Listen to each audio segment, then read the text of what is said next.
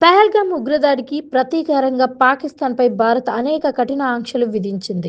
సింధు నది జలాల పంపిణీ నిలిపివేత, ఇరు దేశాల మధ్య ఎగుమతులు దిగుమతులు రద్దు, అటారీ వాఘా బార్డర్ మూసివేత, వీసా జారీల నిలిపివేత, ఇరు దేశాల విమానాలకు గగనతలం రద్దు.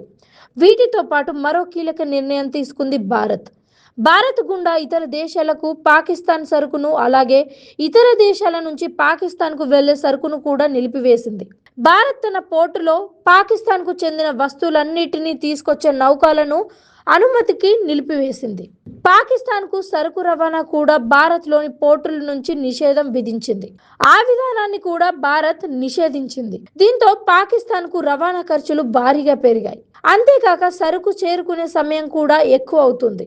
దీనివల్ల పాకిస్తాన్కు భారీగా ఆర్థిక నష్టం వాటిల్లుతోంది. పాకిస్తాన్ సరుకు భారత్ నుంచి సరఫరా రద్దుకు మే 2, 2025 నుంచి పకడ్బందీగా భారత్ అమలు చేసుకుంటూ వస్తుంది. భారత్ పోర్టులోకి పాక్ సరుకును పూర్తిగా నిషేధించింది భారత్.